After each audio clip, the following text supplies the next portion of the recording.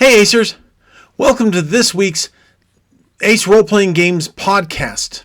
I'm actually going to try and upload this as a podcast this time and see what I can get. I don't even know how well it's going to do, but let's see how it does.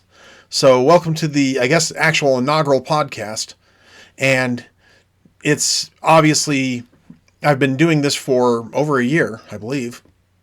I know that I've been doing the dad jokes for 44 weeks, and so that means that I am doing pretty well, actually.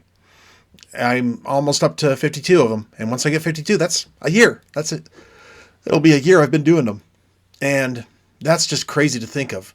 That in less than 10 weeks, I'll have 52 dad jokes up. I hope you're enjoying them.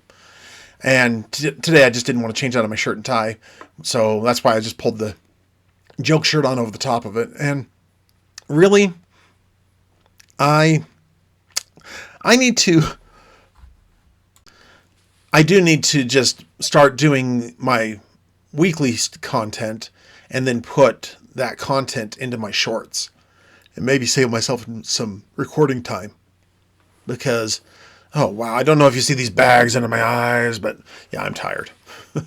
Anyway, when my daughter was young, it was so funny. She comes up to my wife, points to her under eyes and goes, "Mom, I got the bags." And she walked away because she was telling Mom she was tired. And it's pretty funny. Pretty darn funny. So, let's see. This week, we were supposed to have a longer Savage Saturday yesterday. But, unfortunately, we only had people for the first game from 10 a.m. to 2 p.m. And because of that, we just kind of ended it early. After I played a game of, let's see if you can see it down there, Star Realms. Nope, that's my jacket in the way. Never mind. But after we played a game of Star Realms, I taught Jay how to play Star Realms. And I like it. It's a fun game, and I like how fast it is. And Harold, my son, likes how fast it is as well. But Jay wished it could have been a little bit longer, had a little more nuance to it. Because it is pretty straightforward of buy the ships that can do the damage and defeat your opponent. I do like that they do have other things to add into it, scenario things and advanced packs and stuff like that. You know, things like that make it more fun. But yeah, the basic game, after you've played it a few times, it does get to be kind of monotonous. So you want to add in the extra ship packs and stuff like that. And I'm going to have to start collecting those. But I can only collect those as long as I can get them through the store because I only can use store credit right now. And that's all I've been able to use for a while. But that's okay. I'm really actually glad for the 6 months that I've had as a professional looking for the next company to help, because as a professional looking for the next company to help, I've been able to grow and change and become better at what I do and how I do things. And I'm really enjoying where I'm at right now. Do I wish I had the money to? I didn't get back the Kickstarter for the Northwest in Deadlands. I'm hoping that I can get money before the backer kit closes. But I really wish I could have got in on that one. But on the flip side, I have started to receive some of the things that I have backed. Like one of the next things that's coming in, and I'll probably have it this week, is the Night Train. And it's a one where the cowboy heroes are going to face off against vampires. So, spoiler alert for a 25-year-old product. But that's okay. John Goff is one of my favorite of the Savage Worlds writers. Him and Wade Wiggy Wilson, they're two of just the luminaries outside of Shane himself and Clint Black and all those.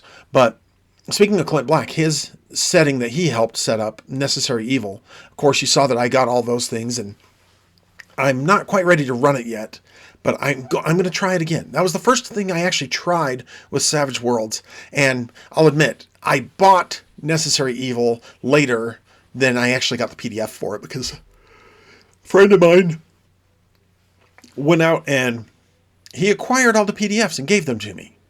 I didn't realize at the time he had pirated the PDFs, so I've made sure to go back in and buy up the ones that I have already, so that way I can support my dear folks at Pinnacle, because I love them. I love Pinnacle so much. I love the way that they give us Savage Worlds. I love that they have so many great settings, and that when there's a setting that's cool and a setting that's really cool, or just one that's really well received, they'll bring it into the fold, like they did with my friend Tim Early.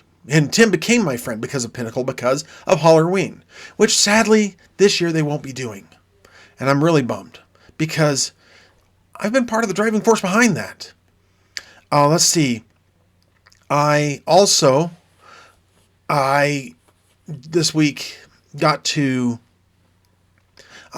just to let you know, as far as going back to the being a professional, looking for the next company to help, I got to interview on Thursday with Western Governors University. And that's going to be awesome. If I can get that one, that'll be absolutely amazing. And regardless, I'm going to shoot for 2 master's degrees over the next 2 years. A master's in management and leadership, and a master's in business administration. So with 2, I should be, armed and ready to go. So I decided for this podcast to just do ones out of all the different things for the adventure generator. And I'm going to give it to you a couple different ways. The first one, and the one I'll focus on this week, will be the film noir. Will be the noir setting, and it fits the book the best. So let's take a look at the setup, and maybe this is something that you can use with your players. And then once you've got this set up, and once you've got this one going, you can shift. You can shift its genre or whatever. And I'll try maybe again next week to give it to you as a fantasy setup, and then give it to you as a sci-fi setup. So I'll give you at least 3 or 4 different options of places where you can start, and that way you'll be able to use this with your players.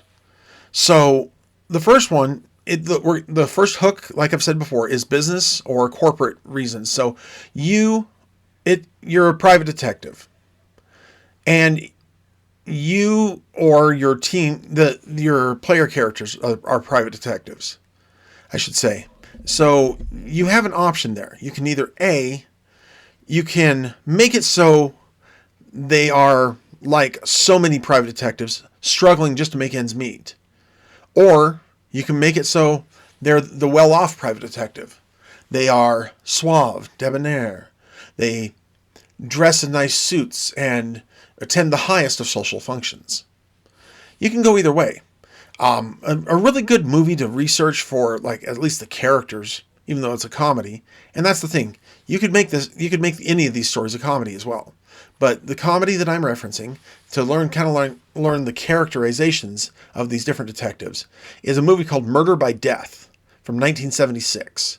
It starred the late Dame Maggie Smith and David Niven. They played analogs of the Thin Man and his wife.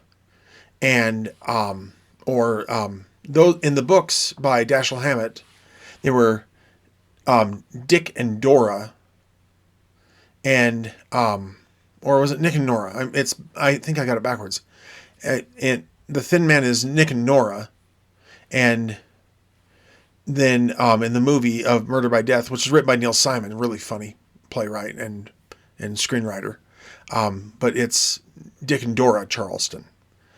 And then to parody Dashiell Hammett's Sam Spade, you have Peter Falk, amazing actor Peter Falk. He played the grandpa in Princess Bride.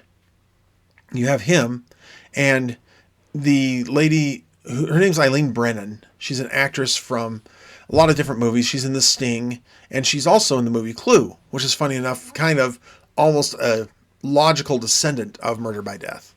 But anyway, she plays Tess Skeffington, the assistant to Peter Falk's not Columbo, but Sam Spade-like character, Sam Diamond. You have Elsa Lancaster, the amazing, astounding Elsa Lancaster, the original Bride of Frankenstein. She also, you might know her if you've seen Mary Poppins. She's Katie Nana at the beginning of that. And she's also in a Danny Kaye movie called The Inspector General. But Elsa Lancaster plays kind of a character like Agatha Christie's Miss Marples. And Estelle Winwood, who, if you've seen Darby O'Gill and the Little People from Disney, she's the old widow woman, and who's Pony Sugar's mother. So Estelle Winwood is absolutely amazing. And anyway, they play the kind of the Miss Marble. She plays Jessica Marbles. James Coco, who I didn't know all that well, but his assistant is played by, in his first film appearance actually, James Cromwell. So the guy who went on to play in Babe, and if you ever eventually see it, you'll see a noir movie called L.A. Confidential. It's a neo-noir. And if you ever see it, it's excellent, but I do not recommend it for teenagers because there's sexuality in it, and there's a lot of violence in it, and a lot of bad language in it, and so it's not teen approved. But he plays the servant, as James Coco plays, instead of Perrault, he plays Miles Perrier. And he's a Belgie, and James Cromwell plays Marcel, his manservant. And then finally you have the astounding Peter Sellers as the analog to an old detective character that you'd never even see him anymore because politically he would be incorrect now. But it was a character named Charlie Chan, and he is playing Inspector Sidney Wang. And so there's that, and his son is an actor. His character's name is Willie. I don't know the actor's name even, but he is an actor who's shown up later on, like in the movie Drop Dead Gorgeous. So that was pretty funny. Well, anyway, so I'm going to give you a noir story that you can use. So let's start it with they are detectives. And let's say that they're behind on their rent. But they've got their office, they're behind on the rent, and actually there's kind of a guy's room and a girl's room at the office because they can't even afford a place to actually live. So they got Murphy beds. It looks like they got a bunch of bookcases around the office, and they just got Murphy beds that pull out of the wall. Look up Murphy beds if you've never seen one before. And a lady comes into them, and she comes in and she says, I have inherited a family heirloom diamond, or I'm supposed to, but it disappeared. It was on shipment, it was on its way there, and it disappeared. I received my shipment, but the box was empty. I need you to find it. And so this gives the detectives a hook to get them going, and starts them going forward. Now, here's the thing. What we're going to know as the game master is that it was her brother that took it. Her younger brother. He had no rights to the diamond, but he's lusted after that diamond his whole life. But when he steals it and realizes his sister might hire private detectives like themselves, and then she goes to the detectives and he sells the diamond. Because he wanted it because he thought he had the rights to it. And when he realized she'd go to it, he ends up selling the diamond to a mob boss. And tells the mob boss that they might be coming after him. And so in order for the mob boss to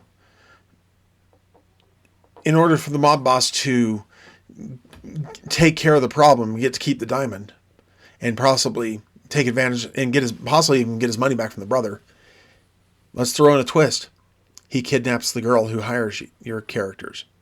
And so now they've got another reason. And while in his custody, she spills the beans about the whole thing and tells that maybe your heroes have already told her how they're going to get the diamond back from the mob boss.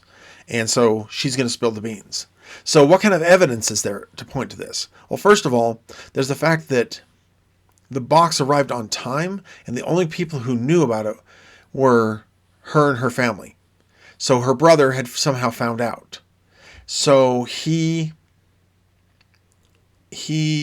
like maybe underneath the packing inside the box, there's a cufflink that matches a cufflink that they'll see on him later on. What other kind of physical evidence? Let's go for 6 full pieces of evidence. Let's go for the full gamut. 2 physical, 2 testimonial, and 2 documentary. So maybe your sleuths go talk to the courier, and the courier says, "Oh yeah, we saw your letter. We took care of it, Miss Campbell." And like, what do you mean you took care of it? Yeah, just like you authorized. Your brother, you said your brother could take it for you, but then he said to go ahead and deliver the box anyway, to as a sign that he had picked it up. We didn't understand it, but we went ahead and did just as you asked. So that's a piece of documentary evidence. They hand him the note, which is a forged note from her, written by her brother. And there, so you hit a physical, a testimonial, and a documentary evidence all in one interview kind of thing. But remember, the 3-clue rule, or as I like to call it, the clue by 4. The 3-clue rule is there are 3 clues pointing to the brother at minimum. There are going to be 3 clues at minimum pointing to the cell, to the mob boss. And then once the mob boss has it, there's going to be 3 clues that maybe he might have been tipped off and they might be headed into an ambush. So that's the story that I give you for a setup.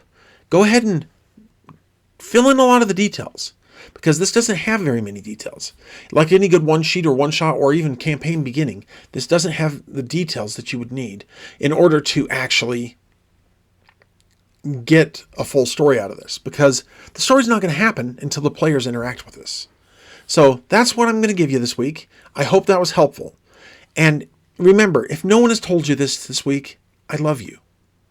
I really do. You're amazing. You're wonderful. And the world is a better place because you're in it. I really hope that you continue to strive to be better, and that every day you learn something new. And I hope to see you at my table. So until next time, this is Mason Emerson for the Ace Role Playing Games Club saying, I'll see you next time.